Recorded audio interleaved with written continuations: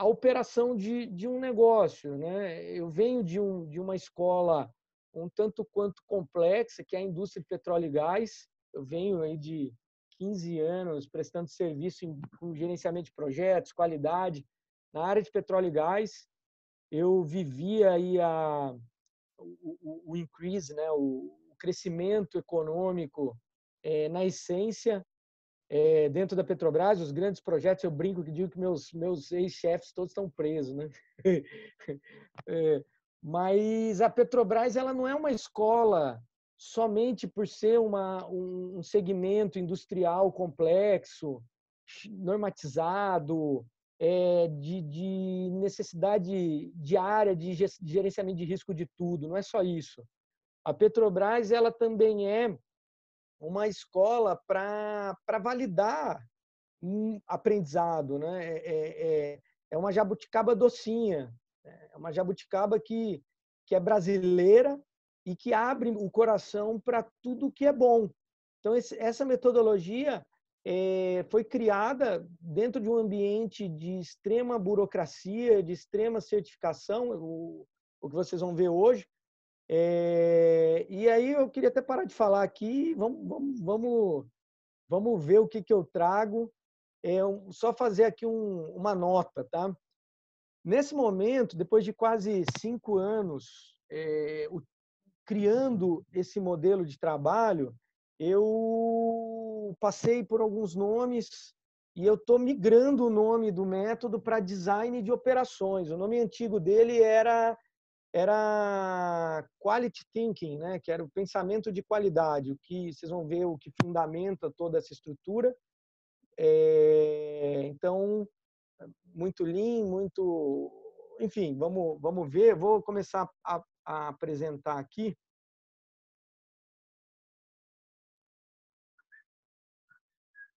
Deixa eu só ver aqui. Onde é que eu vou aqui? Screen. Embaixo tem share screen. Achei. Não, eu vi, mas aí eu boto share aqui, pronto. Já foi. Beleza. Vocês estão conseguindo visualizar? Beleza? Então vamos seguir. Eu separei aqui alguns slides chaves, tá? Não está uma apresentação. Eu estou desenvolvendo todo um design novo para o método. Isso aqui está nos slides da faculdade, mas o que importa é a gente ter uma discussão bacana hoje. Outra coisa, pessoal, perguntem, tá? Não tem nada de novo, provavelmente não vai ter nada de muito novo para boa parte de vocês, e é que a gente consiga transformar esse meetup num grande bate-papo sobre gestão, tá? O que é o design de operações? A arte de entender pessoas e gerir operações que fazem sentido. Eu já posso adiantar para vocês, me apresentar aqui rapidamente, para quem não me conhece, sou o professor Francisco Lima, eu sou sócio fundador de uma faculdade aqui de Fortaleza chamada EASE Brasil, que é uma escola toda voltada para metodologias modernas de educação na área de business.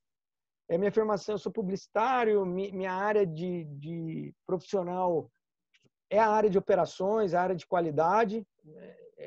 E é engraçado porque você fala, pô, como é que você foi gerente de controle de qualidade de obras complexas dentro da Petrobras e é publicitário, né? Aí eu vou falar um pouco sobre isso, porque eu acho que a grande sacada que eu percebi é que, no final das contas, em um projeto, tudo começa e tudo termina em comunicação.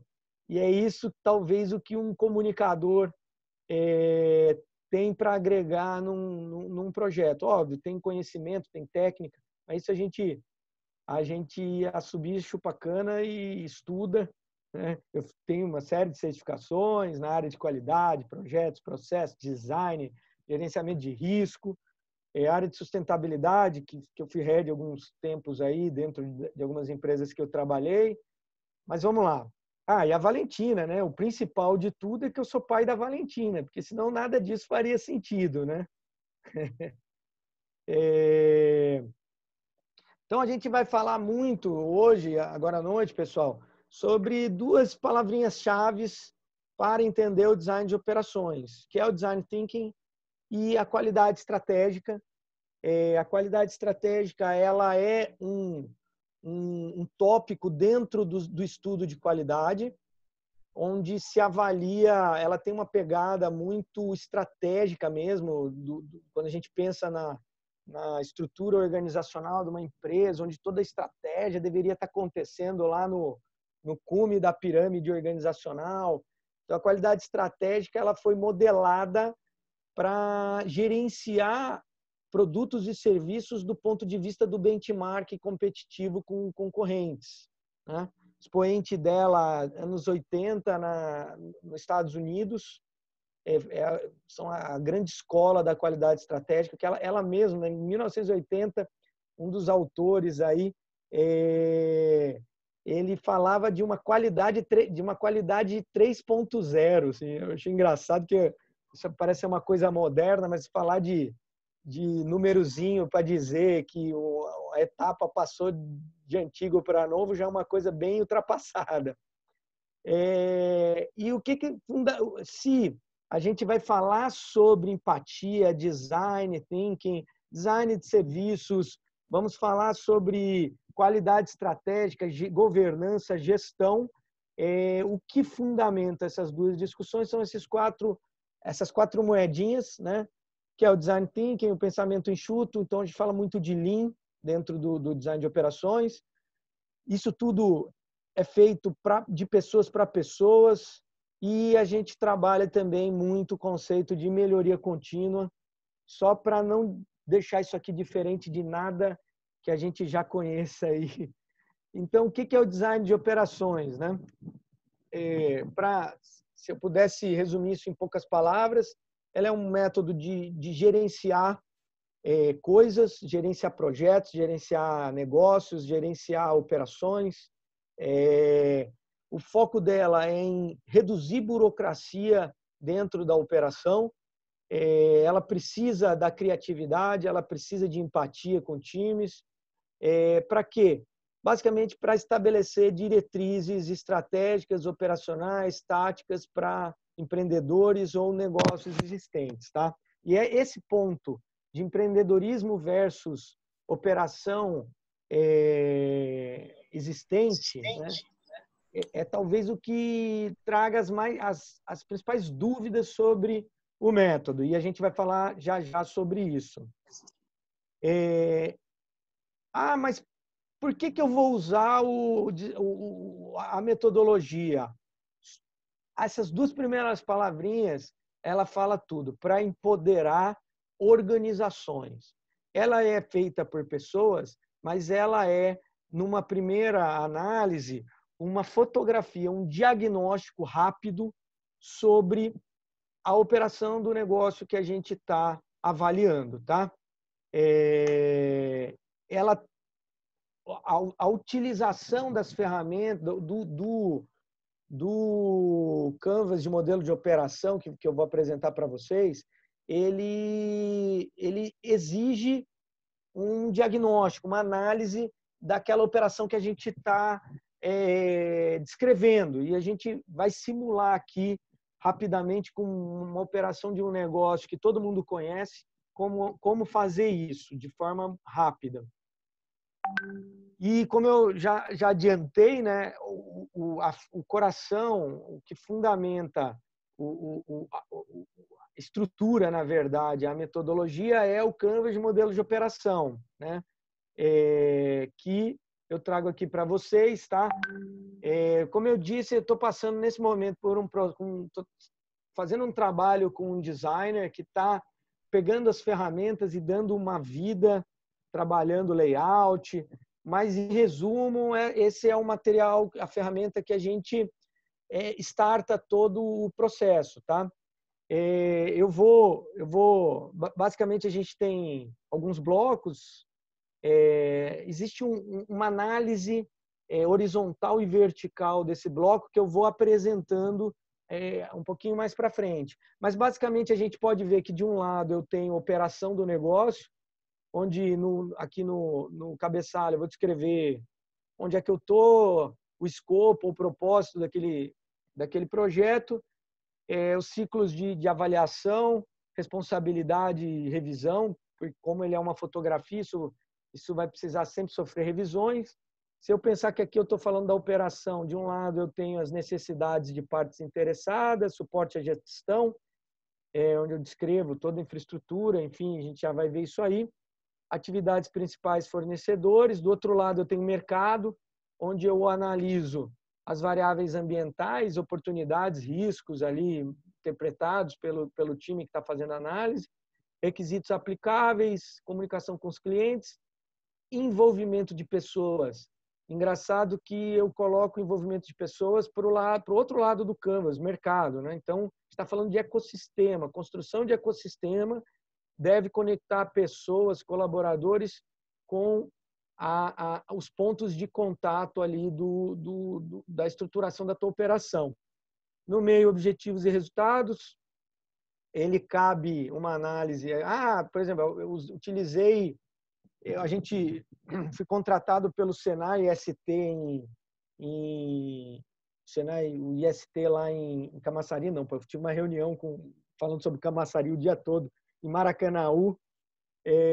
Então, eles me chamaram para treinar o time de gerenciamento de projetos dos clientes, né, dos editais que desenvolvem tecnologias e inovações lá com o Senai para utilizar o método. Então, eu costumo usar o OKR com os meus clientes, então, vamos usar? Vamos.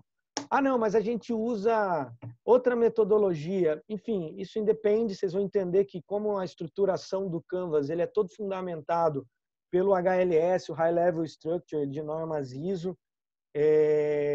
Isso é o que menos importa. Se fora do Canvas eu utilizo OKR, Balance Scorecard, seja lá o que for, o que importa são alguns itens que devem ser constituídos aqui no Canvas.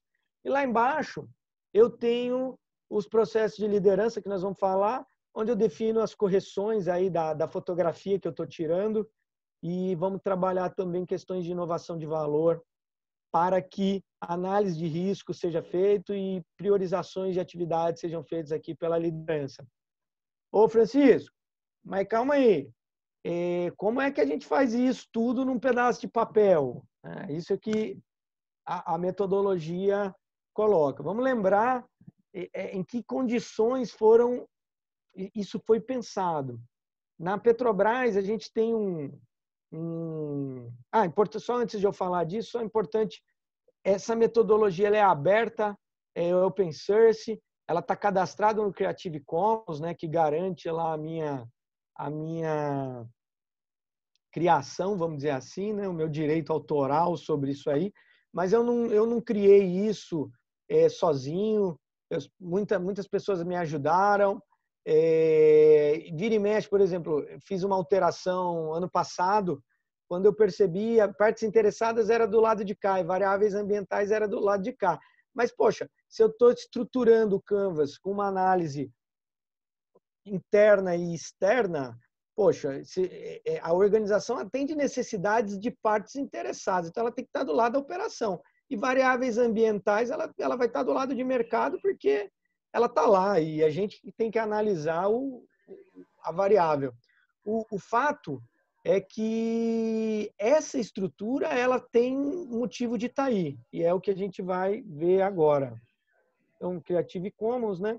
Quais são as bases conceituais? Falar, esse menino é maluco, ele pensou um negócio da cabeça dele. Eu falei, não, tem um fundamento, né? Então, da onde isso vem?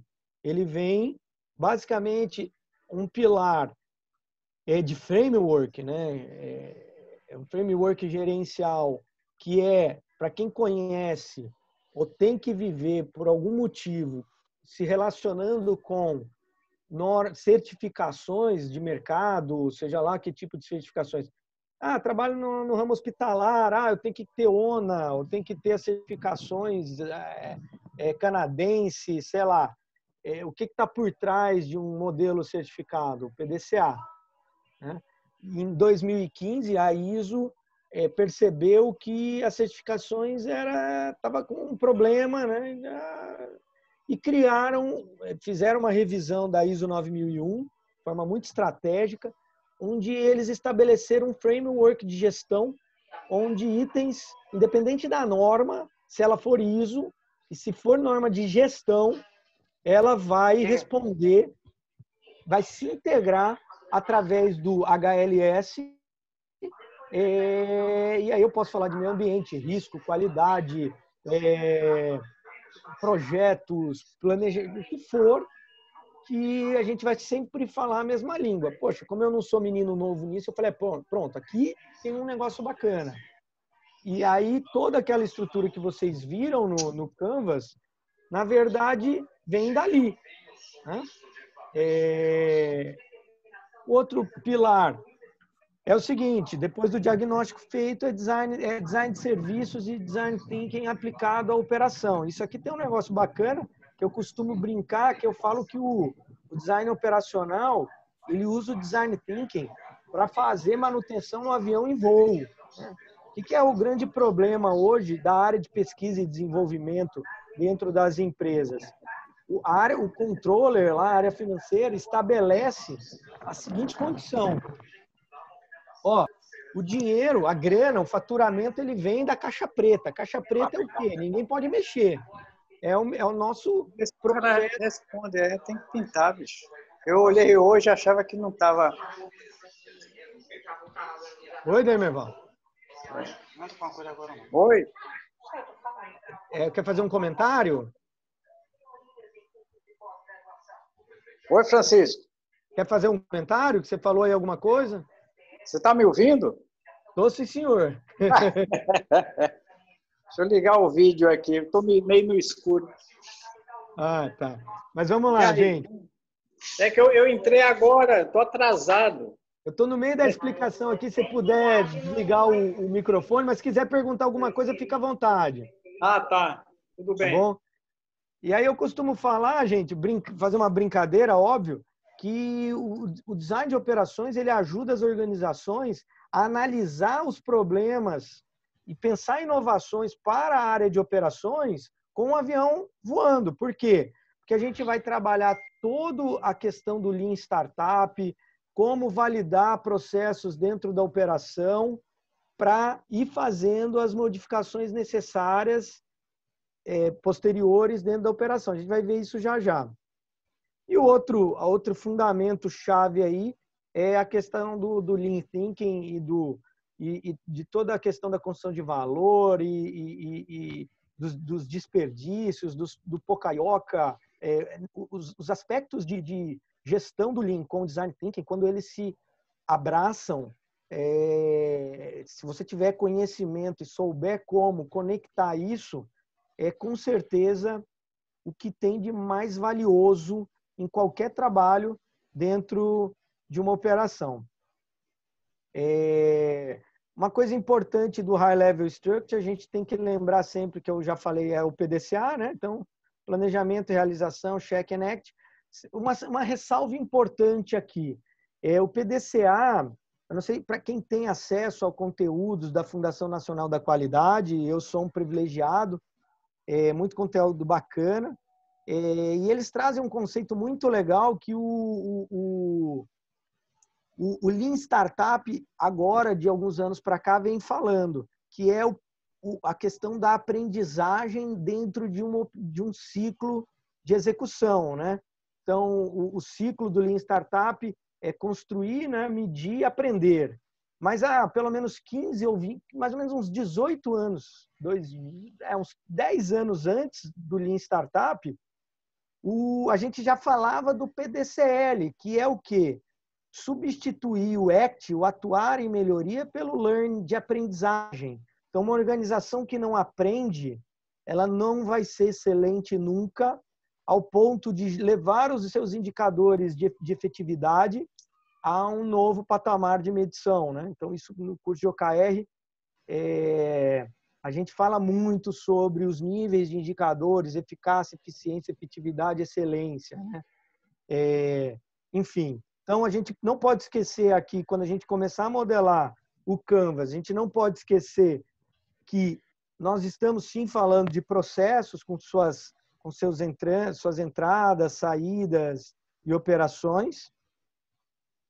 A gente não pode esquecer de algumas coisinhas chaves aqui, mapeamento de cadeia de valor, a gente não pode esquecer do que é a especificação de valor para o escopo da operação lá que a gente está modelando. A gente não pode esquecer que o trabalho é de estabilidade da operação. A gente não pode esquecer que a visão é sempre de operação puxada na hora de construir os nossos blueprints, de desenhar os nossos fluxos de valor, as nossas experiências de usuário, as nossas jornadas. E aí, gente, a gente vem... Aqui eu queria passar com vocês uma modelagem para a gente entender. Aqui ainda não é a modelagem, mas eu vou passar bem rapidinho, eu não vou me prender aqui. O que a gente deve colocar em cada quadrinho desse? Como eu falei, e a metodologia ele tem um roteiro, né? Então, quando eu dou esse treinamento ou vou aplicar isso numa consultoria, numa empresa, existe um roteiro que vai explicando o que faz em cada quadrinho desse, né? E aí, basicamente, para resumir, então a gente tem que entender que de um lado está a organização, do outro lado está o mercado, definir lá os condicionantes de cabeçalho, empresa, o propósito do negócio, o escopo da atividade, os períodos de medição, o piloto, eu faço uma brincadeira com a aviação militar, né? Então, o responsável pela aplicação do design de operação é o piloto do projeto, e o designer de operação é o que tem o conhecimento do método para aplicar aquilo mais rápido. Então, a gente define ali impactos positivos e negativos, as partes interessadas, constrói a estrutura, os requisitos aplicáveis, funcionalidades ali do que a gente precisa. Eu utilizo muito o conceito de estruturação de requisito estabelecido pela ISO, que é quebrar a tua operação em 3 grandes grupos de requisitos. São os requisitos legais, os requisitos de clientes, são aqueles requisitos que a gente também pode chamar de qualidade competitiva ou de competitividade, que basicamente é aquilo que eu vejo, olho meus clientes, sei que eles estão fazendo, e se eu quiser ter o mínimo de sucesso, eu preciso entregar também, mas nada disso vai garantir o meu sucesso, né? Porque o terceiro grande grupo, que são o que a ISO chama de requisitos subscritos, que, para resumir, é aquilo que eu não sei que está lá, mas eu preciso descobrir. Meu amigo Dermeval, que está assistindo, chama isso de requisito WOW, né? E o requisito WOW é a grande sacada para a gente encontrar a inovação de valor utilizando esse Canvas ou qualquer outro Canvas, né? Isso aqui, estruturo lá atividades principais, o processo de produção, controle de qualidade, custo, listas de insumo, qualificação de fornecedores. Isso são palavras-chave que a gente vai utilizando. Aí, óbvio, esse Canvas ele é plotado num A1 gigantesco, então tem bastante espaço. Quando eu falo de produção, a gente desenha o fluxo de valor, obviamente, fora do Canvas, eu utilizo o Blueprint, que para mim é talvez uma das ferramentas mais simples para modelar pontos de contato, operação, back-office, tecnologia, enfim. Faz o custeio, o orçamento de custos ali da operação. Defino infraestrutura, ambiente de trabalho muito ligado aqui às questões de PPRA, PCMSO daquela operação, o que é risco para o colaborador, né? Eu preciso avaliar. Se eu tenho uma operação fabril, por exemplo, o que são instrumentos com necessidade de controle para garantir serviço. Conhecimento organizacional também é suporte à gestão. Eu preciso entender aonde eu vou buscar o conhecimento organizacional para rodar a roda da verdade, como diria nosso amigo Clodovil, né? E, enfim, também preciso definir a documentação, e aqui eu não estou falando papel, eu estou falando de evidência objetiva para garantir a qualidade do serviço que eu estou prestando. Aqui eu não estou falando de papel, pode ser um sistema, pode ser o que for, tá? Um GED, ou sei lá, eu utilizo por exemplo, pessoal da área de TI utiliza o Gira com o... Como é mesmo o nome da estrutura de documentação? Esqueci o nome agora. Enfim, a gente precisa só entender, eu não preciso aqui evidenciar o procedimento disso, o procedimento daquilo, mas entender em que contexto a gente está falando de documentação, em que contexto estou falando de conhecimento organizacional. A gente vai ver um exemplo já já. Do outro lado aqui, eu preciso definir autoridade e responsabilidade, definição de competência, basicamente fundamentada aí por experiência e grau de educação que esse cara precisa. Não precisa de nada muito... Às vezes a gente fala assim, mas como é que eu faço com uma empresa do tamanho da Três Corações? Como é que eu faço para estruturar isso, né?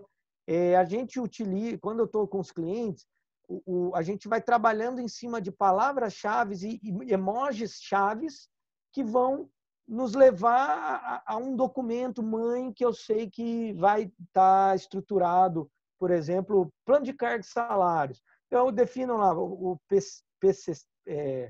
PCS, faço um coraçãozinho e estruturo pelo menos os cargos chaves ali, por exemplo, estruturação básica ali do que eu preciso, tá? Quando a gente chega aqui nessa etapa, eu já começo a trabalhar ali embaixo os entraves à melhoria e à inovação. E também os insights para inovação. O que eu estou falando aqui? Correções necessárias.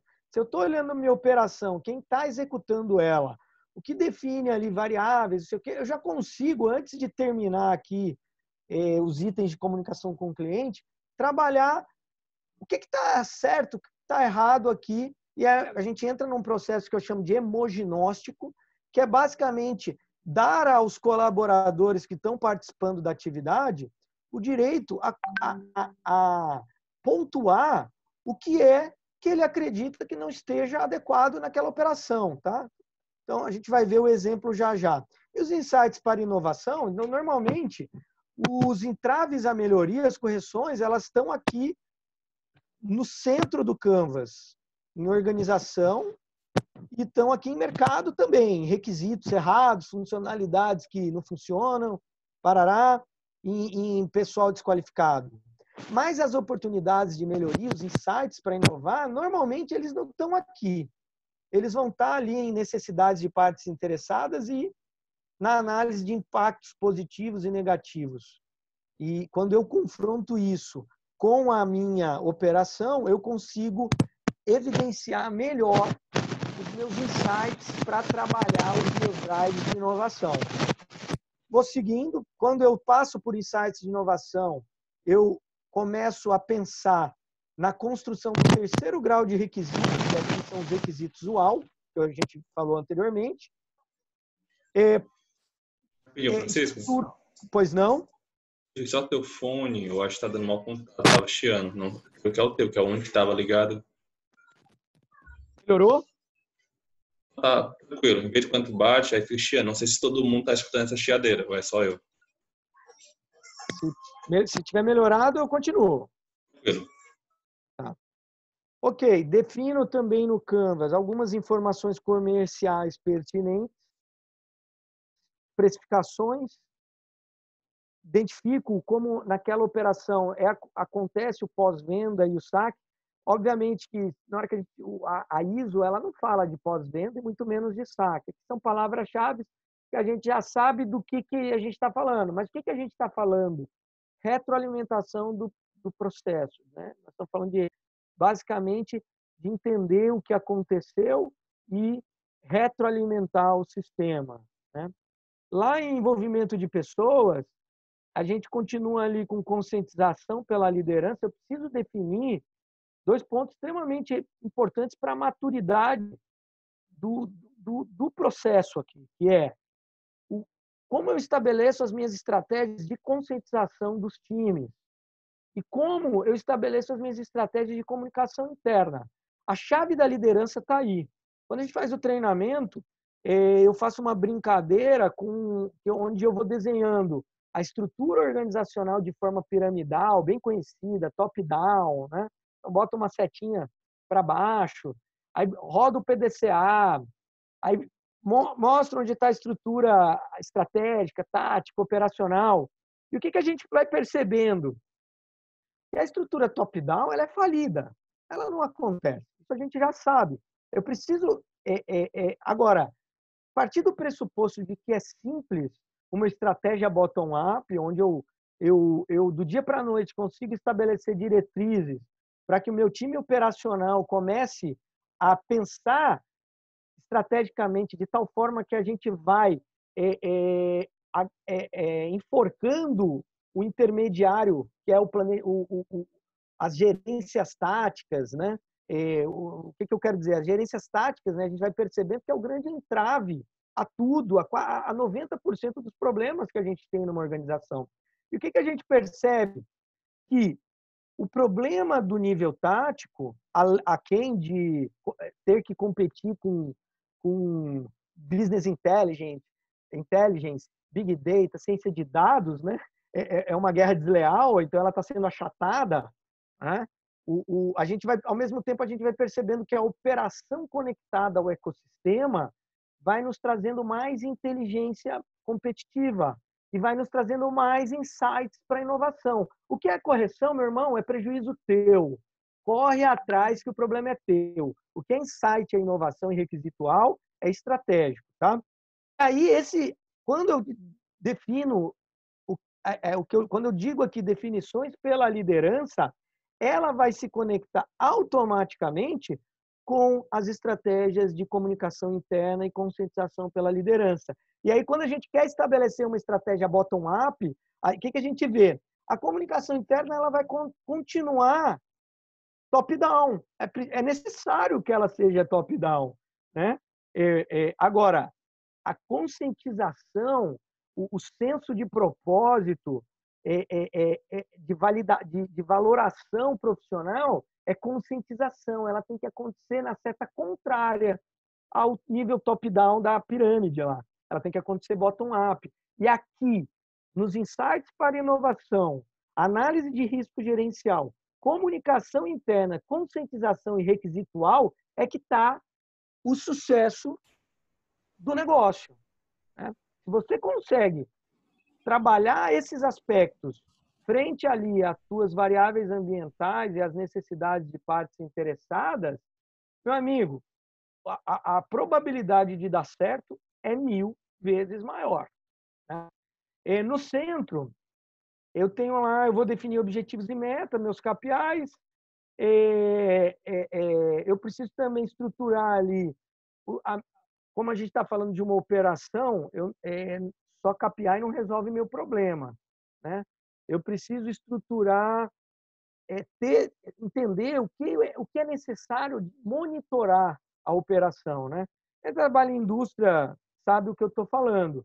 No serviço, também, de forma muito humilde, é a relação de KPIs com OPIs. Meus objetivos e resultados, eu tenho que falar de objetivos operacionais, mas também de KPIs. Se eu falar só de KPIs, eu vou estar falando mais de um nível estratégico. Mas quando a gente fala de design operacional, a gente está falando de conexão. Aqui não existe, o que a gente está trabalhando é em prol da quebra, né, de caixinhas, de gavetinhas, né? E aí a gente tem que ter essa visão do todo. E, por fim, a gente precisa estabelecer nexo com as análises críticas e resultados obtidos. Negócio bacana, galera. Um negócio bacana é esse gráfico aqui, tá? Eu sei que ele está horrível, mas eu já estou com um designer trabalhando para deixar isso aqui bonitão. Quais são as perspectivas de compreensão do Canvas? A perspectiva é a seguinte. Opa, eu saí aqui. Vocês estão me vendo ou estão vendo a apresentação? Sem querer. Te vendo. Não estão vendo a apresentação. E agora? Não. Agora estão Na vendo a minha ainda apresentação. não, ainda não. Ixi, eu acho que eu sem querer parei aqui. Só um minutinho. Share screen. Ah, eu parei. Eu vou voltar aqui. Ah, Pronto. Então vamos lá, apresentar de novo. Então, galera, uma visão bacana são as perspectivas de avaliação do Canvas. Eu tenho duas perspectivas, né? A primeira vocês já viram, são as verticais. Então, eu tenho uma perspectiva de mercado, que ele está desse lado, desculpa, de uma perspectiva de operação, né, de empresa, que ele vai estar aqui desse lado, vocês estão vendo a bolinha vermelha, e eu tenho uma perspectiva de mercado. Mas eu tenho uma segunda perspectiva, que é a horizontal, que é o quê? O contexto organizacional, que está lá as partes interessadas e as variáveis de negócio, né? É o contexto organizacional. Eu tenho uma perspectiva central, que é a perspectiva de processos, onde eu vou ter estruturação dos processos de apoio nas laterais e dos processos principais no centro, tá? Não tem aquela visão de fluxo, de processos, porque a ideia é exatamente a gente ter trabalhar isso num Canvas. Para quem não sabe, Canvas é um quadro, né? E lá embaixo a gente tem uma visão dos processos de liderança. O que eu estou falando aqui? Basicamente de processos gerenciais. Tem lá o processo de liderança, processo de apoio, processo principal e o contexto do negócio para benchmarking, para análise para benchmarking, retroalimentação do sistema e análise macroambiental. Então, basicamente isso. Ele está tudo aí dentro do Canvas. E aí, eu queria compartilhar com vocês, tá? E estou acabando já, tá, gente? Quer dizer, acabando, queria abrir para perguntas. Bacana é que... não ia falar, né? Vamos conversar, tirar dúvida, né? O que vocês acharam, compartilhar experiência. Tem muita coisa aí. Tem bastante coisa. E assim, o mais importante que nos meus treinamentos, as pessoas falam, eu não sei se é porque eu dou aula há muito tempo e tem um perfil comportamental, para quem conhece o DISC, eu sei que o Dermeval, não sei se ele está aí ainda, mas nossos alunos aqui que estão, eles conhecem, eu tenho um comportamento de conformidade muito alto. E aí parece que as coisas, para mim, na minha cabeça, soam melhor quando fica tudo explicadinho. A grande maioria das pessoas fala assim, Francisco, você não precisa ficar explicando teoria, não. Vamos para a prática, que o negócio é muito mais bacana do que a tua explicação. E eu uso isso para retroalimentar meu sistema também e estou, inclusive, melhorando esse aspecto. Tentando, pelo menos. Então, vamos lá. Um exemplo de uma lanchonete, para ficar muito simples a compreensão.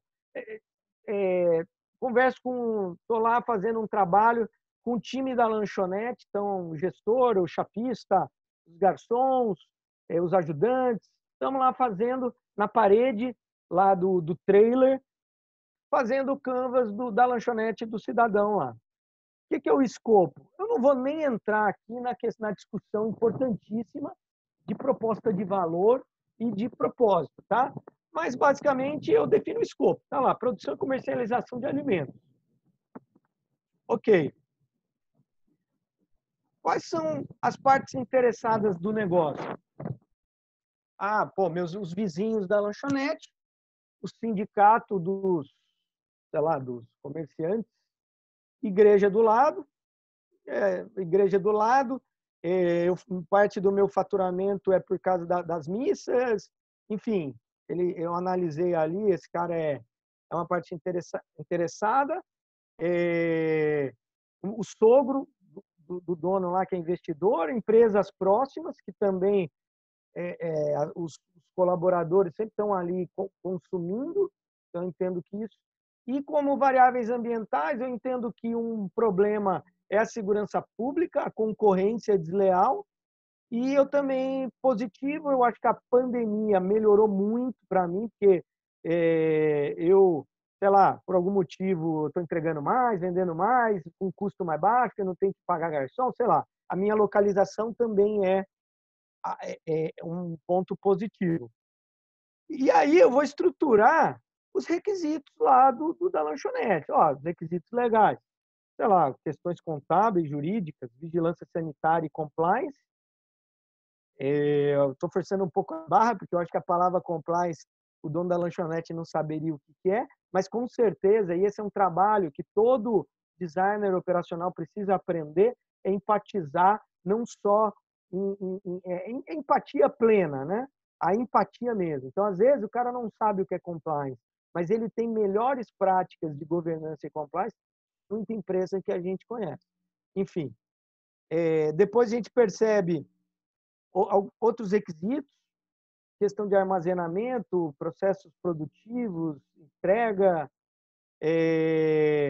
Aí eu vou lá para o outro lado, defino as atividades principais, estoque de alimentos, custos, produção, boas práticas de fabricação de alimentos. Quem trabalha com alimentos sabe que isso é bastante usual para quem mexe com alimentos. Uma ressalva, aqui eu saio, nesse momento, quando eu chego em atividades principais, em qualquer momento, na verdade, eu saio e vou desenhar o meu fluxo de valor, meu blueprint, tá? Tem um blueprint pronto da lanchonete, eu posso passar na sequência. Por que o blueprint? Por que o fluxo de valor? Porque muita correção e muita inovação, muito insight a gente também acha lá. Fornecedores críticos, eu percebi, eu tenho uma lista de insumos prioritários, que eu escrevo lá algumas peças fundamentais ali dos meus insumos prioritários. Qualificação de fornecedores de pães, carnes, frios, eu vou especificar quem são esses caras e rapidamente como eu qualifico isso. Pô, se eu estou numa empresa extremamente complexa que eu só posso, um processo de controle de qualidade para receber insumos extremamente complexo, você já deve ter um sistema de qualidade. Então, aqui você vai amarrar o código de um procedimento, um formulário. Então, é simples. Eu já usei isso em indústrias complexas e dá certo, e já usei em startups sem modelo de negócio, também dá certo. Depois você vai definir a infraestrutura. Então, container, mesa, cadeira. Eu forcei um pouco a barra, uma lanchonete dificilmente vai ter um PPRA, um PCMSO, mas basicamente todos os riscos de colaboradores vão estar aí. O que ele define como instrumentos que precisam ser controlados? Timer e o termômetro da fritadeira e do freezer, para garantir que tinha acesso a informações que poderiam confirmar a existência de funcionários fantásticos. Acho que alguém ligou aí. Ah, pronto.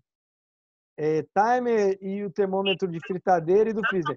Pessoal, vamos ligar por favor, o microfone. Obrigado. Então, o que ele precisa monitorar com instrumentos calibrados? A temperatura da batata frita, porque a batata frita dele é o carro-chefe, então tem que estar em tantos graus, e o timer num tempo máximo. Se você for no McDonald's, no Burger King, eles fazem isso, certo? E o termômetro do freezer. Então, os alimentos têm que estar bem armazenados na temperatura sempre especificada lá pela nutricionista. O que a gente tem? Onde é que eu vou buscar conhecimento organizacional para o negócio? No caso da lanchonete, eles usam o Slack. Pesquisa de satisfação é uma ferramenta para buscar conhecimento organizacional, e diálogos diários. E eles também têm uma espécie de diálogos diários, todo início de turno, onde eles discutem os problemas do dia anterior e enfim, um bom trabalho para seguir o barco, né? Quem é Scrum sabe o que a gente está falando, né? As reuniões em pés, diárias, semanais. Então, é uma grande ferramenta de conhecimento, que se gera conhecimento. A gente precisa entender como evidenciar isso, né? E o que é documento importante para o cara? Ficha de pedidos, cardápio, nota fiscal, etc. Do outro lado, em pessoas, ele vai lá, me diz que tem um gerente, um chapista, um ajudante, um garçom, e define lá responsabilidades chaves para cada um. Também define as competências de cada um. Então, chapista pode ser o grande mestre o grande mestre dos magos da culinária. Ele pode fazer uma brincadeira, por exemplo, com o grau de competência. Óbvio, a gente está falando de uma operação simples, mas, por exemplo, no ramo onde eu fiz boa parte da minha carreira, eu preciso de um inspetor dimensional, um inspetor que utiliza equipamento de ultrassom com uma ponteira em diagonal, ele tem que ser qualificado pela escola inglesa, com pelo menos 15 anos de experiência, inclusive com experiência para materiais que não inox, que são mais complexos para análise com ultrassom. E aí eu preciso, obviamente, é extremamente complexo e como gera risco, não garantir essa análise de competência mais bem elaborada, né? Mas o que a gente tinha? Um documento chamado descrição de cargo, codificado, eu podia botar aqui os códigos, ou pelo menos o processo lá, ou o procedimento, onde estão as definições. Aí vocês vão entender já por que essa fotografia da lanchonete ou de qualquer outro negócio. Para terminar, definam lá as correções. Então, imagina, eu vou repetir o que eu estava dizendo, o que eu disse lá quando eu estava falando do conteúdo. Olha, se o time é multidisciplinar e eu tenho uma pessoa que é o gerente que diz para mim toda a infraestrutura da lanchonete, eu também tenho a menina da limpeza levantando uma correção necessária num post-it, colando ali do lado, falando o seguinte: olha, beleza, o senhor está escrevendo aqui que tem tudo isso, mas as cadeiras estão sempre quebradas, o banheiro sempre está entupido. Aí isso é uma correção necessária levantada pelo time multidisciplinar. Quando eu estou executando isso aqui, às vezes, por exemplo, no Hospital Leiria de Andrade, foram 247 ações levantadas em 4 grandes times multidisciplinares dentro do hospital. 247 foram virando projetos e a gente foi trabalhando ali em startup e os design de serviço para ir resolvendo e integrando as operações, os protótipos, as prototipações, né, dentro da operação do hospital. Mas, enfim, e a mesma coisa com os insights de inovação, né? Você vai confrontando aqui. Poxa, segurança pública. Como eu posso pensar um grande insight de inovação conectando isso com, sei lá, a infraestrutura do negócio? Sei lá, tem que usar brainstorming aqui para descobrir outras ferramentas, tá? E aí é onde entra o design thinking. Mas vamos lá. Aí, eu estou lá no 3º grau de requisito, definindo que sorriso 24 horas, sorriso funcionar 24 horas e ter um cardápio de monte seu lanche, são 3 grandes requisitos UAU que a gente entende como diferente de tudo e de todos, né? Lanchonete com requisito UAU. Né, para vocês entenderem na prática, Burger King chegou no Brasil, criou sachê de ketchup de que marca? Qual é a marca do sachê do ketchup da Burger King? Para os que gostam de lanches, é da Heinz. Qual é a grande vantagem competitiva aí? O grande acionista do Burger King é a Ambev. E a Ambev é dona da marca Heinz. Então, ela conectou na mesma hora. E para quem come lanche e gosta de ketchup, sabe que Heinz é o suprassumo do ketchup. Isso é um requisitual. E aí vocês vão entender esse requisitual agora com outro case, que é o do Burgers on the Table, que é uma lanchonete até com problemas financeiros aí. Eu queria muito conhecer o dono, mas eu adoro hambúrguer. É talvez a melhor hamburgueria gourmet fast food que eu conheço. Apesar de ela ter reduzido muitas lojas, ainda tem algumas lojas, mas quando você chegar lá, ele fala assim, eles já são treinados para o cara que vem pedir o ketchup e a mostarda. Ele fala assim, tem ketchup e mostarda? Ô, meu amigo, aí chega o gerente, meu amigo, desculpa, não temos, mas olha só, prova esse molho de tomate e essa maionese temperada. E na hora que você bota aquele molho, você acha ruim, mas na hora que você bota o molho de tomate em cima do sanduíche, você até esquece que um dia comeu ketchup ou mostarda de tão bom que é o molho de tomate. No E aí, caso qual é uma do hamburgueria, hein? Qual o nome? Burgers on the Table. Vou anotar aqui. Ela tem hoje se não me engano, eu sei que no Iguatemi ainda funciona, mas ela tem fechado muitas lojas. Mas se você pensar nesse exemplo que eu estou dando, do sachê de ketchup Heinz como um requisitual, e óbvio, são coisas simples, né? Estou falando de itens muito simples. E pensar no Burgers on the Table, você entende que existe algo que eu nem sabia que estava lá. Mas quando o Burgers on the Table foi ao mercado, percebeu que isso é uma vantagem, pode ser uma vantagem para o negócio, validou, testou e teve resultado, aí a gente viu o design de operação funcionar. Quando o Burger King foi lá no Ketchup Heinz, fez um primeiro lote, escolheu 2, 3 lojas, validou o Ketchup Heinz, a gente está vendo o design de operações funcionar. Né? Então, o design de operações ele é a busca constante por requisito usual, que o requisito usual é o nome popular, mas é o que o Oceano Azul chama de inovação de valor. Né? Se a gente pega o estudo de casos mais complexos, como Airbnb ou Cirque du Soleil, aquilo que o Oceano Azul escreve, Garvin, na qualidade estratégica que eu falei anos 80, já construiu lá atrás. Podem escrever aí, Garvin, qualidade estratégica. O modelo dele é o mesmo modelo da estratégia do Oceano Azul. O que muda nos anos 80, 70, 80, que é o ambiente de competição onde Garvin estava existir, onde ele estava construindo academicamente um conhecimento, o grau de competição não chegava no nível que nós temos hoje.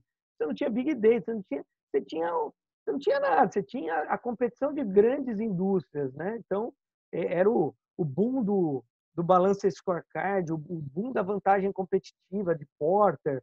Então, ele olhava para o produto e fazia o benchmark, a reengenharia foi construída em cima do conceito de Garvin, de você estruturando o teu produto e o teu serviço em cima de benchmarking competitivos. Isso é muito louco, porque é o que a estratégia do Oceano Azul constrói num grau de competição mais complexo dentro de um ambiente mais complexo.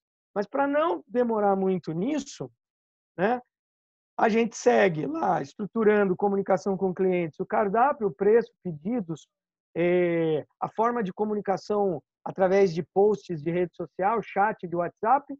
O meu pós-venda é uma pesquisa de NPS. Eu tenho o saque é feito pelo Zap e a pesquisa é um NPS, sei lá, eu uso Plique para medir o grau de satisfação aí dos meus clientes. Defino lá no finalzinho, né, conscientização, ó. Eu uso o quadro de avisos, diálogos e os incentivos aos colaboradores, incentivos, sei lá, grana e outros tipos de incentivos, de folga, para quem tem mais resultado.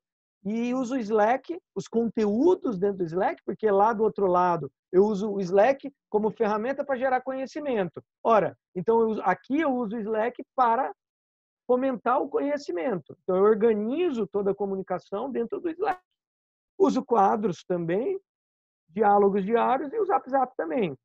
Aí, quando eu faço toda a emojização do Canvas, né, definindo essas correções, parará, tem algumas fotos aqui de momentos em que fizemos isso, aí a gente vem com a priorização e análise de risco, que pode ser simples e pode ser complexa. Posso usar FEMEA, posso usar gráfico de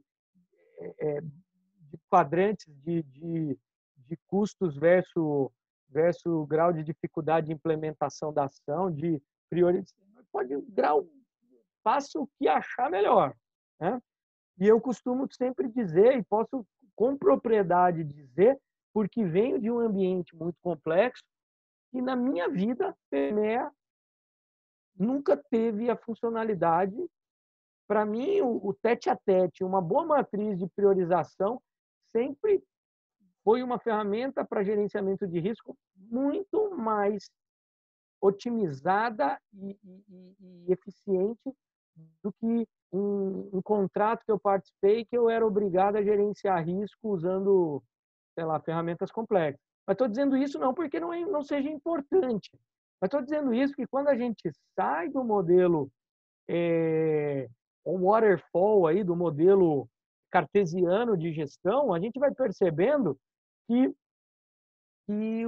a agilidade é muito mais vantajosa para as rotinas diárias, né? Então, é disso que eu estou falando, não é de desmerecimento de um método ou de outro, não, tá? Mas eu tenho uma brincadeira muito sem graça que eu faço, tá? E os Black Belts odeiam, que é assim, se o Six Sigma fosse tão bom assim, a Motorola não tinha quebrado. Aí, quando eu falo isso, os Black Belts ficam insanos. Você não sabe o que está falando, isso é leviano da sua parte, né? Mas é óbvio que é uma brincadeira, mas de fato, né, não foi utilizado o Six Sigma, foi fundamentado dentro da Motorola, na própria Motorola. Eu tenho um case bacana, não é nem um case bacana da Motorola, mas o padrinho da minha esposa, o padrinho da minha filha, era o gerente de marketing do projeto que praticamente quebrou a Motorola, né? Que é o projeto da integração da telefonia de dados via satélite. E ele era o gerente de marketing. Aí, isso pode dar um meetup, viu, Alisson? Se você quiser, eu posso falar com ele. Porque ele vai falar do ponto de vista da operação Motorola, as dificuldades que eles tinham para enxergar o que hoje é fácil dizer, entendeu? Mas a gente para esquecer, por exemplo, que toda a tecnologia de GPS foi criada lá dentro, né? Então, enfim, isso dá um meetup muito legal. Posso depois te apresentar. E por fim, galera, definição de indicadores, itens de controle. Então, só para finalizar, então, ó, você quer aumentar lucro, engajamento em redes sociais de clientes em X%, melhoria do índice de NPS, aumentar a inspeção de alimentos. Já os itens de controle, tempos de fritura, temperatura de chapa e freezer, textura de hambúrgueres caseiros. A gente só vende hambúrguer caseiro. Esse hambúrguer caseiro, para uma lanchonete, é fácil especificar lá na requisitos. Normalmente, numa lanchonete dessa, a gente não especifica, por exemplo, hambúrgueres artesanais feitos com a carne comprada no dia. Mas se eu tiver esse nível de estruturação de requisito, ele vai estar em dois lugares. Uma é a estruturação dos requisitos técnicos na parte de requisito legal e requisito de cliente, mas também vai estar lá na lista de insumos prioritários, que é o resumo do que eu preciso comprar para fazer lanche. Mas o lanche é fácil você enxergar, né? Porque eu boto um pão, presunto, um queijo, um hambúrguer, fecho, boto num prato e entrego. Mas se fosse para fazer um achocolatado, aí você tem fórmulas, você tem uma série de coisas que vão estar lá em requisitos. Na Coca-Cola tem a fórmula da Coca-Cola, que é um requisito extremamente de cliente que tem uma estruturação que estaria lá, né? Então, as fórmulas de uma indústria farmacêutica, parará, estariam ali. E a gente chega aí no final dessa apresentação. A visão aí horizontal, né, do negócio. E aí eu vinha falando ali do Lean, passei rapidamente do Lean e do High Level Structure das normas ISO, são muito utilizados na hora do diagnóstico, da pilotagem inicial do design de operação, né?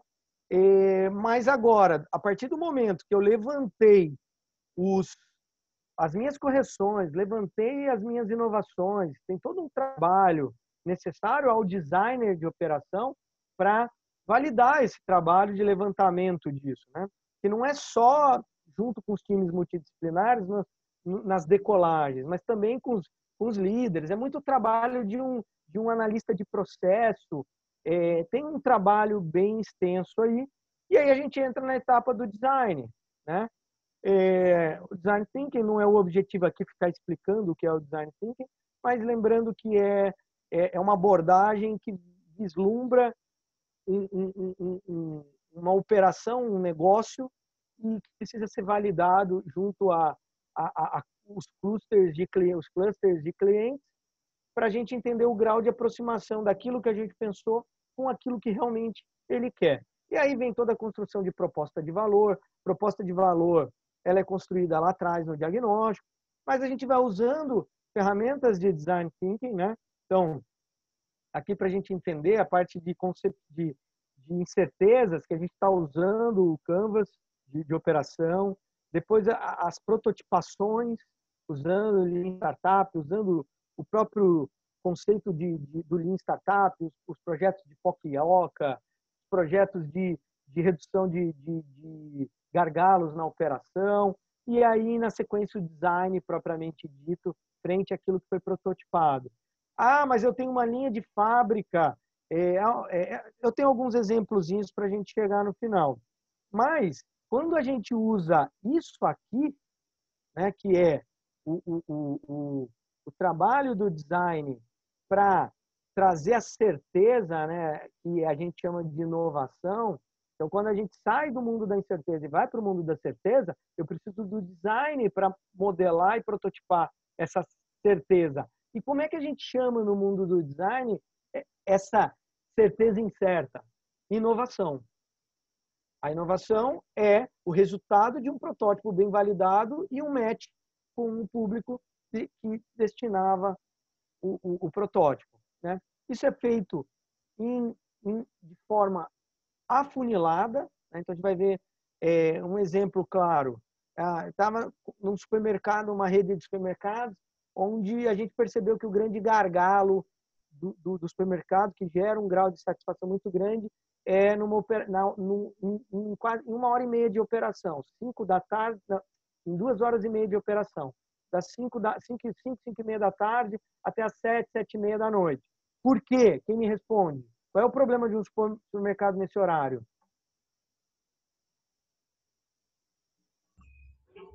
No horário no final da noite Alto mesmo? Alto giro. Horário de pico, né, professor?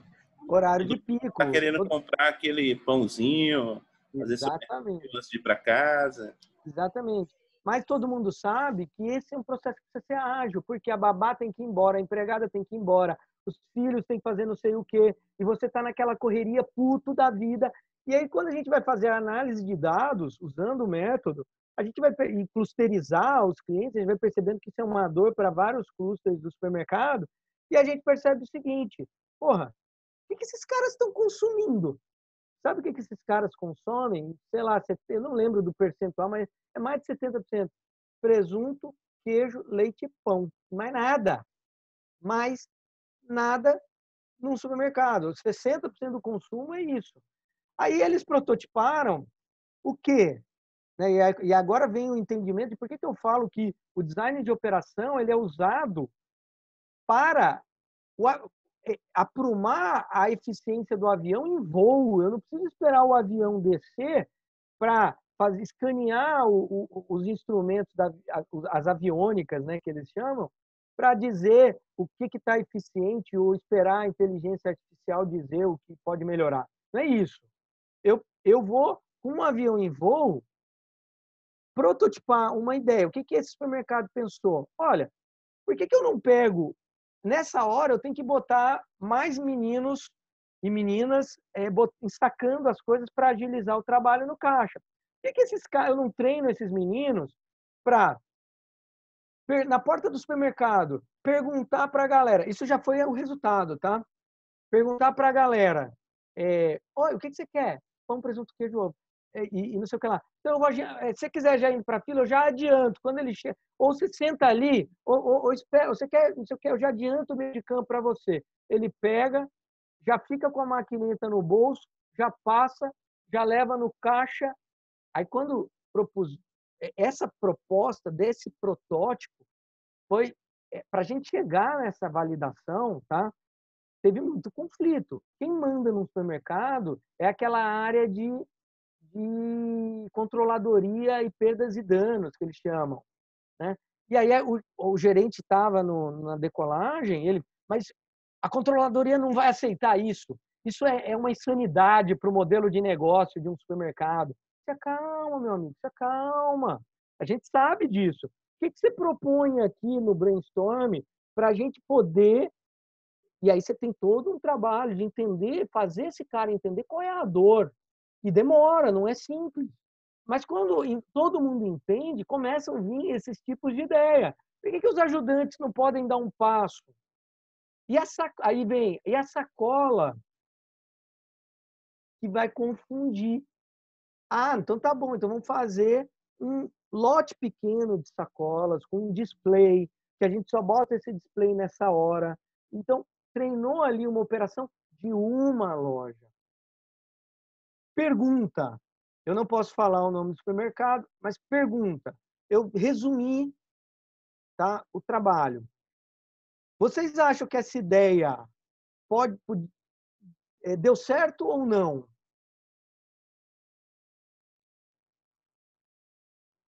Hein, gente?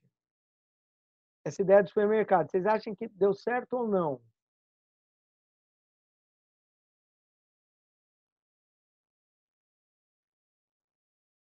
Ela não deu certo. Ninguém respondeu, mas eu respondo por vocês. Não deu certo. Mas ninguém criou uma expectativa que ela fosse a salvação da lavoura para reduzir o grau de satisfação do supermercado. Ela não deu certo por algumas questões, tá? Mas o que foi importante?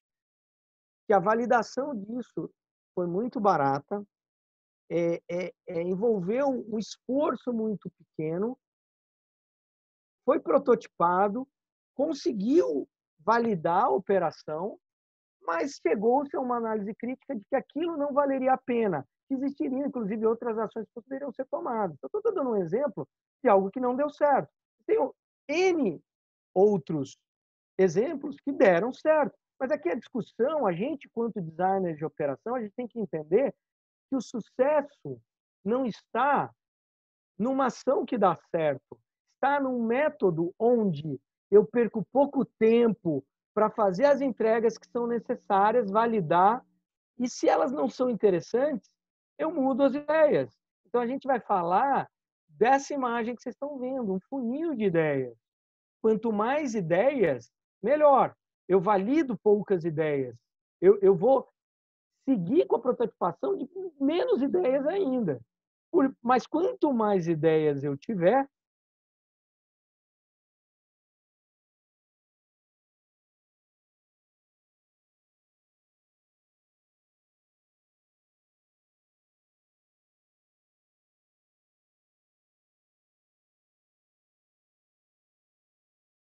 tudo aqui. A gente usa quadros, CSDs, para tudo. Certezas, suposições e hipóteses. Precisa trabalhar com isso no dia a dia, porque senão você não sabe para onde a coisa está indo, né? E sem tudo, a empresa que está a fim de implementar design de operações, ela tem que se abrir ao modelo hands-on, né? A tecnologia ela vai ser importante do protótipo para frente, da validação para frente. Ah, mas eu sou uma fábrica de software. Não tem problema nenhum. Vamos pensar em startup, validar primeiro para desenvolver depois. Enfim, Raimundão está aí, eu não posso nem entrar muito nessa seara, que é o mundo dele, né, Raimundão? Que é isso, professor? Você que manda. Para finalizar, gente, eu gosto muito desse slide, porque no mundo do design de operações e no mundo das abordagens ágeis, é disso que a gente está falando, é desse slide que a gente está falando, né? Então, pessoas têm ideias que colocam dentro de um tubo de ensaio, né, representado aqui pelo mundo, e o mundo está lá, e dali, desse tubo de ensaio, é que vai sair ideias que precisam ser validadas por um segundo tubo de ensaio, né, que é ali, sim, um algoritmo, uma fórmula, que ali já está entrando no mundo da inovação e das entregas que a operação precisa, tá? Então, no mundo, para quem é da área de operação, tudo que a gente fala sobre excelência operacional, Six Sigma, Lean, ISO 9000, certificações, a gente pode utilizar dentro do método, né? Então, vamos usar métodos estatísticos para cuidar de correções, beleza, tudo pode ser usado dentro. Mas o foco do design de operação é uma metodologia onde a gente cuida do arroz com feijão, que a gente chama de qualidade defensiva. Mas, primeiro vem a qualidade competitiva, que é onde está a inovação. Tá? Aqui eram alguns slides sobre inovação, né? Essa metodologia ela acontece dentro do que eu chamo de Quality Sprint, onde a gente implementa isso em uma semana dentro de uma organização, certo? Então, a gente sai com os projetos em uma semana para depois, num projeto maior, implementar isso. E óbvio que esse nome é um plágio, não é um plágio, mas ele vem do design sprint, dos Scrum, dos sprints do Scrum, né? Eu criei um passo a passo para a gente implementar o design de operações, tá? Como podemos inovar e transformar operações? Algumas empresas relevantes aí que foram fundamentais para a metodologia, né? Brasil Quirim, a gente validou, foi a primeira grande validação em 2016. Então, todo o time de utilidades da casa usou a metodologia, foi fantástico os projetos que saíram lá de dentro. Lembrando que a Brasil Quirim já era TPM certificada, já em vários ciclos. TPM. Eu tô ouvindo um negócio aqui, cara. Oi? Oi, Francisco. Não, pode seguir. Tá. Então, foi um trabalho bastante árduo. A gente entrou, eu tenho uma empresa de treinamentos na área de normas regulamentares do Ministério do Trabalho e treinamentos na área de operações. Então, a gente entrou junto com o engenheiro mecânico para dar um treinamento de capacitação de 40 horas para a NR13. Para quem não sabe, a NR13 é uma norma regulamentar para quem faz operação de caldeiras e vasos de pressão, tubulação industrial. Aí vou lá, vou dar o treinamento usando a metodologia. Foi fantástico, né? E aí é um dos pilares de utilização da metodologia também é treinamento. Né? Então, teve esse case, foi um case, as ações que saíram foram todas na área muito técnica, por exemplo, de modificação da planta de produção para melhorar os tempos e métodos dos fluidos, né, dentro das linhas e redução de custo. Foi uma coisa muito técnica, foi muito bom para a validação do método. O Hospital Leiria de Andrade é um exemplo muito bacana. Então, para vocês verem a imagem de um Canvas em construção, era uma revisão do Canvas anterior, né? Aqui os times trabalhando. Tiveram um estudo de caso muito bacana que a gente trabalhou a demanda puxada, né? Então, a gente criou uma estratégia. Imagina, boa parte das pessoas que precisavam de cirurgia deixa eu ver o horário aqui, cirurgia lá no hospital, eram pessoas de classe muito baixa, que vinham do interior, não conseguiam atendimento. Então, a gente criou a figura de um doutor ajuda. E qual que era o papel do doutor ajuda? Pegar na mão das pessoas mais necessitadas. A gente identificou um cluster muito pesado, quase 30% do faturamento do hospital eram de idosos com mais de 70 anos, que não sabem ler e escrever, que vêm do interior, baixa renda, eles vêm para a cirurgia através da fundação do hospital. E a gente criou uma ferramenta que conectava esse cluster com o fluxo de valor, a demanda puxada que a gente construiu para o hospital, que era o seguinte: qual era a estratégia do fluxo? 100% dos pacientes devem chegar ao centro cirúrgico, salvo se ele não precisar chegar no centro cirúrgico. Como é que eu sei se ele não precisa? Fazendo todos os exames possíveis e impossíveis. Então, com essa estratégia, a gente aumentou drasticamente a quantidade de exames, basicamente com uma pessoa de triagem, pegando na mão das pessoas que tinham dificuldade e fazendo ela correr pela jornada do usuário, indo em todos os pontos de contato, falando com o médico e levando pela mão mesmo até o centro cirúrgico, ligando, fazendo um trabalho de customer success muito pesado. Então, a gente criou uma estratégia usando a metodologia que envolveu design, que envolveu design thinking, design de serviço, porque a chave de um bom trabalho de customer success, de inside sales, é o blueprint, é o design de serviço. E se a gente não entender de design de serviço, a gente não entendeu nada dentro de uma operação. E não me venha falar de, mas eu não preciso do design de serviços porque eu tenho o Visage para modelar todos os meus processos, isso está automatizado. E essa história eu ouço há 20 anos e a gente sabe que, na prática, isso por trás tem uma grande consultoria faturando muito dinheiro e se ela não disser que aquilo deve ser daquela forma, ela não justifica o cash dela no final. Mas isso é uma outra seara, tá? Enfim, alguns modelos aqui de operação de startups com alunos de pós-graduação, para vocês verem mais ou menos como é o ambiente de decolagem do processo de design de operação. Tá bom? Pessoal, eu cheguei aqui no final da apresentação, tá? Eu vou parar aqui a stop share. Pronto. Eu espero que... Eu queria dúvidas, porque eu acho que se não tiver dúvidas, a gente não cresce com a experiência, né? Hoje, eu guardo isso, as 7 chaves, assim, eu cuido disso, nem guardo as 7 chaves, porque isso é aberto, mas falo muito pouco sobre a metodologia. Algumas pessoas têm me convencido de que esse método ele já é robusto o suficiente para ir para o mercado, e muitos dos métodos que a gente vê aí de agilidade são muito questionáveis aí, fundamentação teórica, acadêmica, mas no final o que importa é maturidade, o que importa é grau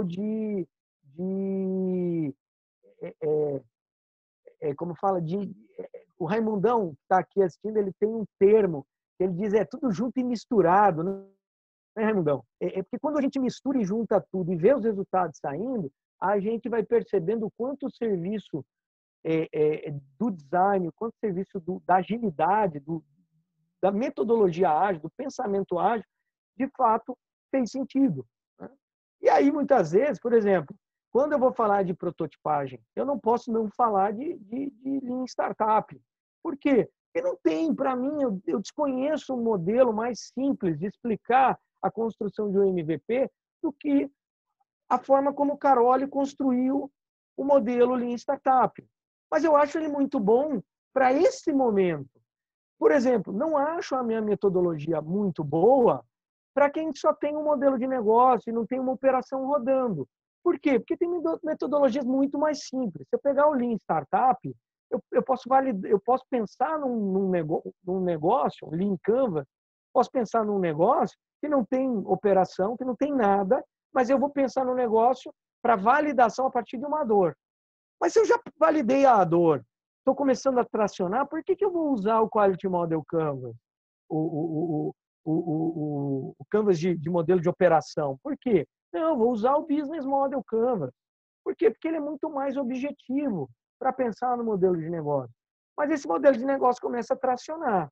Depois que começou a tracionar, a gente vai vendo que o Business Model Canvas, o BMC, ele é um pouco estático, porque ele pensava no modelo de negócio. Mas, por exemplo, eu não posso abrir um Canvas para o meu time de resultado e não ter um campo para falar de gente. Eu não posso. E aí eu preciso buscar algo mais robusto. E aí é onde eu acredito que entra o design de operação. Eu preciso falar de um negócio que já passou por um processo de tração, que já validou um modelo de negócio, para agora a gente destrinchar essa operação e melhorar. E é daí para frente. Mas eu não consigo usar isso para startup. Eu tenho startups mentoradas 3 anos rodando sem nada. Usou o método, em 8 meses começou a ter uma operação. E não porque o método foi a salvação da lavoura, longe disso, eu odeio isso, mas porque organizou a vida da startup, né? E principalmente KPI. A gente fala muito e faz pouco. E como é falar muito e fazer pouco? É não medir. Se não medir o resultado, já era, meu amigo. Pessoal, quem tem dúvidas aí, eu queria levar essa discussão para vocês.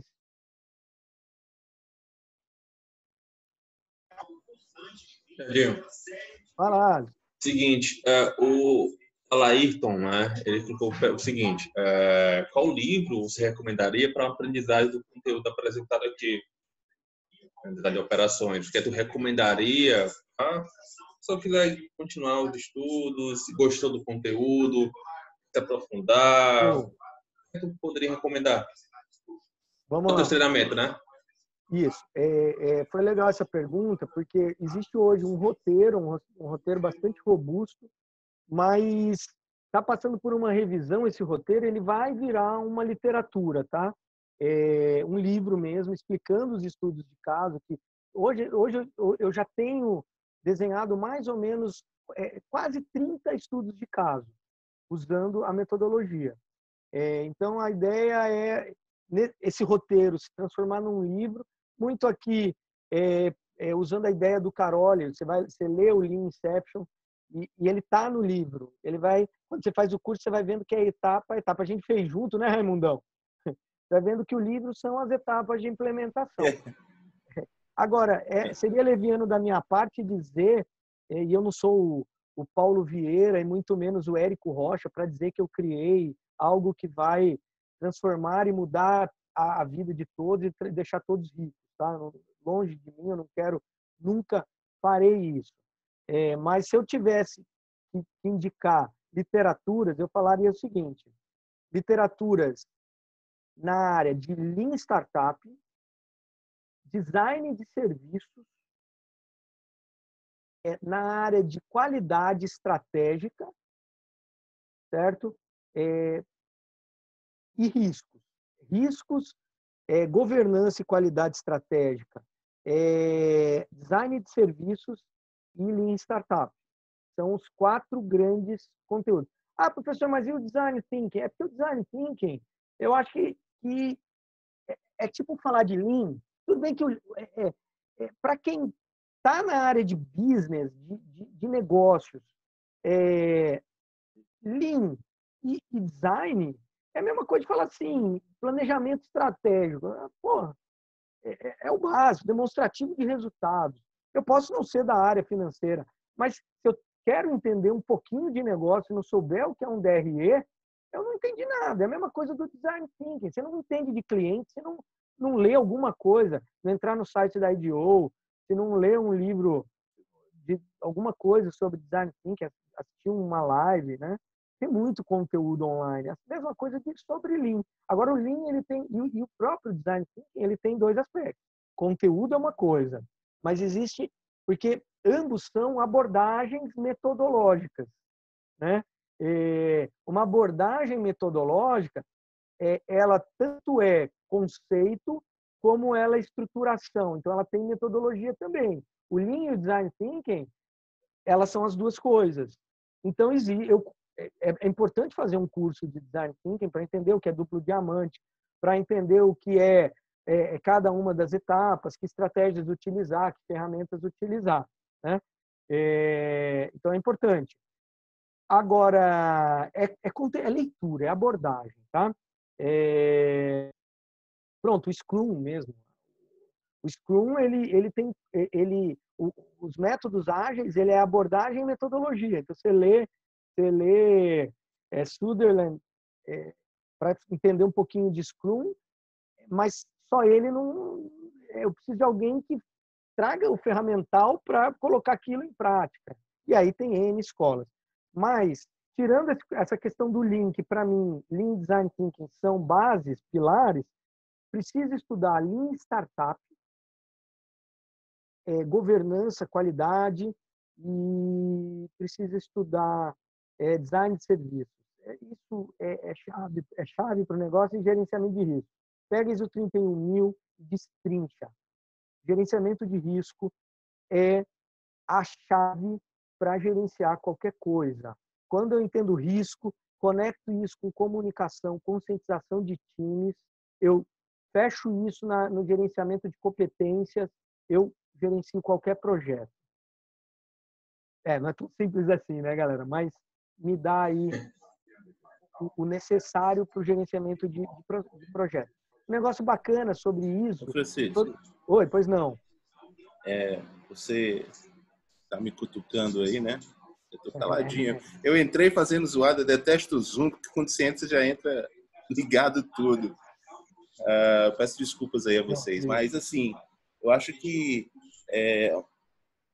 as empresas estão muito carentes, os processos, né? É de empatia, de conhecer a pessoa que está do outro lado, a necessidade do outro. Aí eu parabenizo você. A gente não está precisando muito de workflow, de métodos simplesmente. Às vezes a gente acha que tem uma pedra filosofal que vai resolver todos os nossos problemas. E aí quando eu digo aí que é tudo junto e misturado, porque na realidade a gente tem que ter um exercício de empatia com o nosso cliente, aí interno ou externo, e aplicar na situação que a gente está enfrentando o que é melhor para resolver aquele problema. Não é? Às vezes eu trabalho com desenvolvimento de software, chega um dev para conversar comigo, aí diz assim, a gente é Scrum ou é Kanban? Eu disse, a gente é Scrumban, meu amigo. Não é? Porque... Então, assim, para toda situação, a gente tem um remédio adequado. Não vai existir uma bala de prata que vai resolver os nossos problemas. Parabenizo você aí pelo trabalho que você apresentou, não é? Mas é muito importante a gente deixar aqui a reflexão de que, primeiro, não há uma bala de prata, segundo, exercitar a empatia, estar dentro, conectado, ver a necessidade dos nossos clusters, aí, como você citou várias vezes, não é? E prototipar, saber pivotar também, que aí entra o Lean, aí, como você falou, né? o Lean Startup, aprender a pivotar, abrir mão e rápido para acertar mais rápido também, não é? Exatamente. Então, é tudo junto e misturado, amigo velho. Forte abraço. Pois é, Raimundo. E quando eu falo do Lean Startup, eu poderia estar falando do Lean. Mas o fato é que o Lean Startup ele traz uma metodologia que, para mim, é algo um pouquinho além do Lean. O Lean, ele não conseguiu antever a realidade organizacional hoje. Ele fundamenta o Lean Startup. Quem lê o Lean Startup do Rise é todo fundamentado por Lean. Mas que passos eu preciso dar para uma cultura de prototipação? Mas ele não chama de cultura de prototipação, ele chama de cultura de construir, medir, aprender. Que é a mesma coisa que o Sutherland fala no livro sobre Scrum, lá no Faça Tudo pela Metade. Eu nunca lembro o nome do... Faça Tudo pela Metade do Tempo. Enfim, ele também ele vai dizer exatamente a mesma coisa. Com outras palavras... Já bebeu lá do PDCA lá atrás, né? Exatamente. E onde é que está a construção do PDCA? Um americano metido à besta que foi entender o modelo Toyota, né, que é o berço do Lean, e que deu um passo à frente e falou assim, opa, eu vou dar um nome para isso aí, PDCA. Né? E assim, o PDCA ele sofreu alterações há uns 30 anos atrás, eu cheguei a dizer aqui, e hoje, quando você fala de Fundação Nacional da Qualidade, que é talvez o órgão mais competente para falar de gestão hoje no Brasil, ele fala de PDCL, que é uma organização que não aprende, é uma organização que não entra no nível de excelência. Ele pode conseguir a efetividade dos índices, dos seus indicadores, mas para o nível de excelência, e o grau de excelência ele é um nível internacional de medição de desempenho de empresas, você só entra quando você entende que a maturidade, a liderança deu um passo atrás por uma liderança mais aberta, mais bottom-up. OKR ajuda muito nisso. Por exemplo, eu acho um pecado, aliás, não só um pecado, mas como um crime. Balance Scorecard é coisa do passado, isso não leva ninguém para frente. OKR é que é coisa do futuro. OKR é que envolve as pessoas. Isso é uma mentira, isso é uma bobagem que vendedor de curso de OKR fala, entendeu? É uma bobagem. O Balance Scorecard, ele se conecta com a OKR, se você quiser. Não tem nada mais lindo e ágil, e não tem nada mais startupeiro do que um mapa estratégico bem desenhado, a perspectiva de cliente, a perspectiva de aprendizagem, a perspectiva financeira. Não tem nada mais bonito. Ele não precisa ser complexo. Ele não precisa fazer todo aquele planejamento estratégico que a gente conhece para você ter um mapa estratégico. O mapa estratégico vai pedir um board de análise de dados. Por que eu não posso usar o OKR travado no mapa estratégico? Por que eu não posso ter uma análise bottom-up do Balance Scorecard? Por quê? Porque lá na cartilha do Balance Scorecard está dizendo e realmente está, que a análise do Balance Scorecard precisa ser top-down. Então eu não posso inverter? Porra, é essa, mesmo. Outra coisa, em que momento o Balance Scorecard foi criado? Cara, para falar do Balance Scorecard, eu não estou dizendo que eu uso isso em todos os clientes. Alguns clientes eu preciso usar, outros não. Mas a terceira revolução industrial, ela tem alguns pilares que conectam toda a base para a indústria 4.0. E agora eu estou falando para os alunos, tem alguns alunos aí. Quais são as bases que fundamentam o conceito do Lean? Né? Eu estou falando de maneira conceitual, é óbvio. A terceira revolução industrial é tecnologia fundamentando tudo. Mas base de conceitos organizacionais, Lean, né? Modelo Six Sigma e Balance Scorecard. O que o Balance Scorecard fez para o mundo do business? Cara, para quem é mais velho, um board de indicadores era só indicadores financeiros, só existia análise horizontal e vertical para falar de negócios.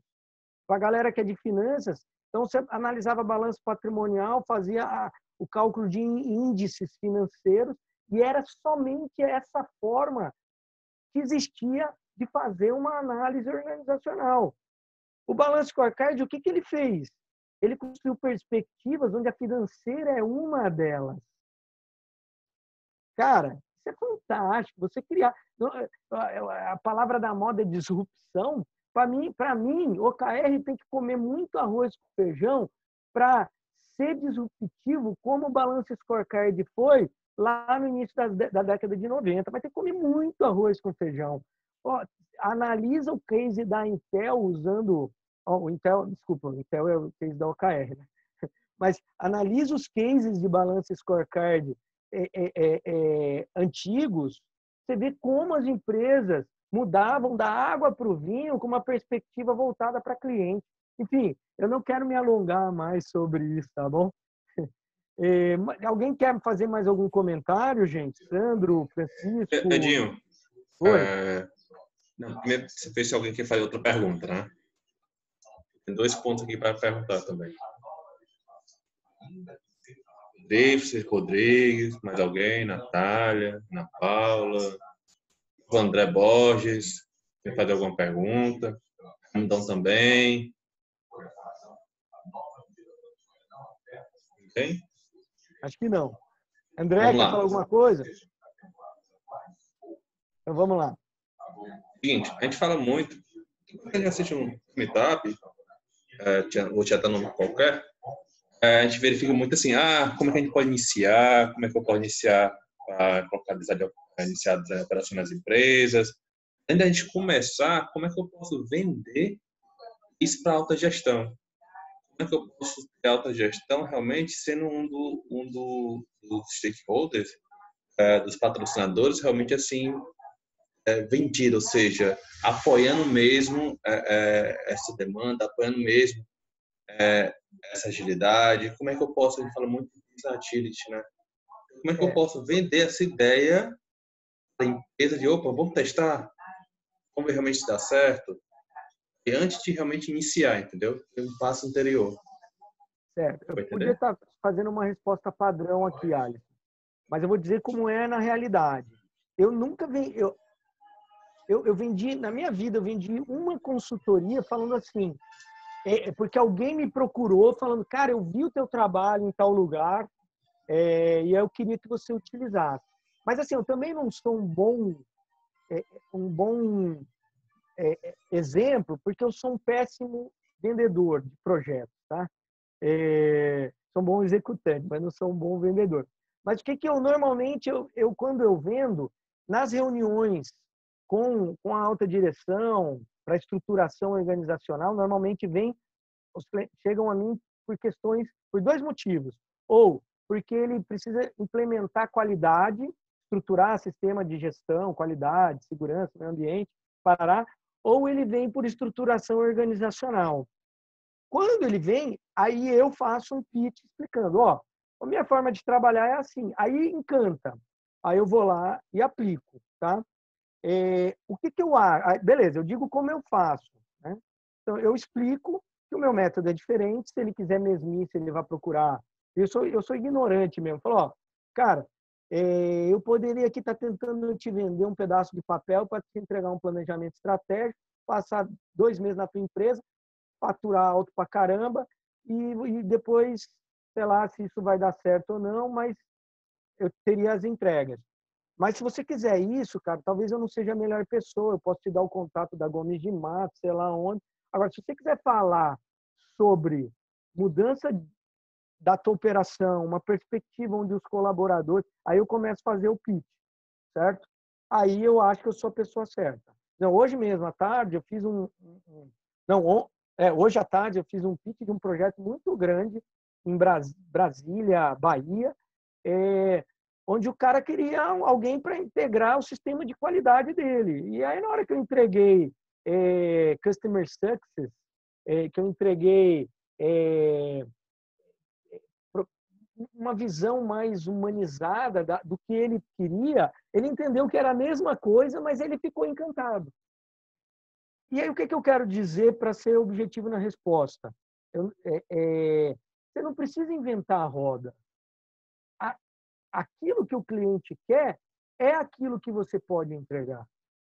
Agora, a forma que você entrega é um pouco diferente, mas se ele quer um planejamento, ele vai ter um planejamento. Eu tenho clientes que chegam para mim e falam assim, eu queria que você botasse o planejamento num Excel. Eu falei, não tem problema nenhum.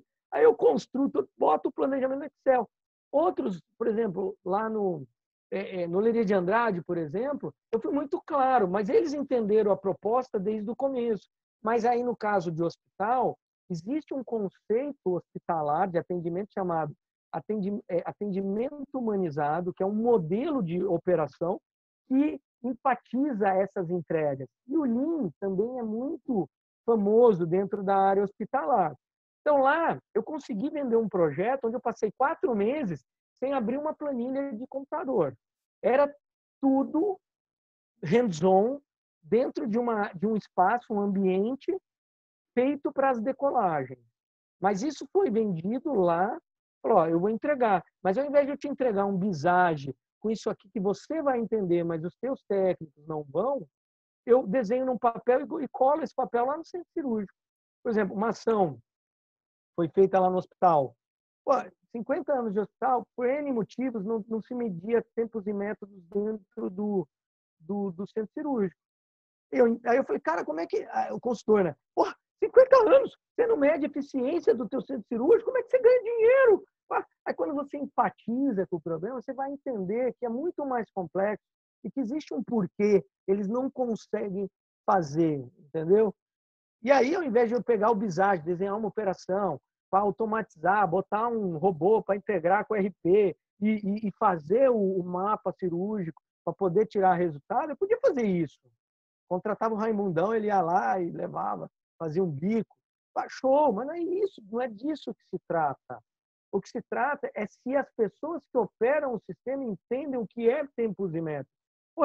Eles mesmos criaram um board onde eles iam marcando o horário que o cara entrava, qual era o centro cirúrgico, o médico que estava, se tinha aluno de residência ou não. O aluno de residência é o que faz ficar mais tempo ou menos tempo no centro cirúrgico. E o resultado de um mapa gigantesco numa com post-its, que a gente ia lá todo dia, as pessoas iam, não era eu ia. Virou, depois de um mês, um checklistzinho com um códigozinho do médico, o código que era o RA do aluno, lá, sei o quê. E aí, o próprio técnico, depois que ele entendeu por que ele estava falando aquilo, ele fazia aquilo operacionalmente. Quando aquilo estabilizou, a gente conseguiu, pela primeira vez, medir a eficiência do hospital. E aí foi lindo! 23%, 77% de ociosidade do centro cirúrgico, e ninguém enxergava isso. Aí eu entro para trabalhar, entendeu? Aí a gente vai falar de correção, vai falar de inovação. E aí, qual foi a resposta de inovação para esse método que a gente criou? Eu conheci um cara que trabalha com com programação de chip de celular, que recebia a informação, e aí depois a informação ia lá, a gente instalou isso no oxímetro do paciente e no microscópio do médico, um chip em cada, lá na tomadinha. Toda vez que ligava o oxímetro, começava a contar os minutos no chip do celular. E toda vez que ligava o microscópio do médico, no centro cirúrgico, começava a contar. Essas informações iam para uma base de dados, organizavam os horários e depois ia integrando os horários com o mapa cirúrgico do hospital. Entendeu? Isso virou um protótipo. Eu não dei continuidade aos projetos. Foi um grande erro meu, porque eu fui implementar a metodologia numa fábrica de software aqui no Ceará. Mas eu não sei, inclusive, se deu certo. Até estou ensaiando voltar lá para saber como é que está. O fato é que eu não precisei falar nada disso para ninguém. Eu nem mesmo presto aquela consultoria de dizer o que eles têm que fazer, o que é o benchmarking do mercado. O time vai pesquisando, você vai motivando e eles vão trazendo as ideias. E as ideias saem de dor que os pacientes têm, da criança que chega às 7 horas da manhã e só consegue fazer a cirurgia 3 horas da tarde e não pode nem beber água. Não tem um papel para o menino pintar lá. Aí é eu lá brincar com a criança. É disso que trata, não é de qualquer outra coisa, entendeu? E é isso que a gente tem que explicar na hora de vender o projeto para o empresário. Se ele vai entender, eu não sei. Beleza. Qual era a outra pergunta? Não, já respondeu tudo. Realmente pode operacionar, mas já informou já. Perguntar aos demais se querem algum ponto, acrescentar alguma coisa. Beleza. Cansado já. Show de bola. Vocês costumam fazer a selfie final? Pode iniciar agora. Todo mundo pode ligar a câmera. Ligar a máquina, gente, para a gente fazer uma selfie. Sandro, Ayrton, Daniel, Natália, Ana, Raimundo. Vamos lá? Ih, galera, acho que não tá nem aí. Aê, tá chegando.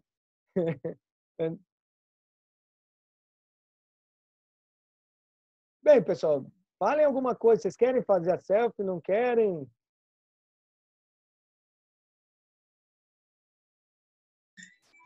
Estou cansado já.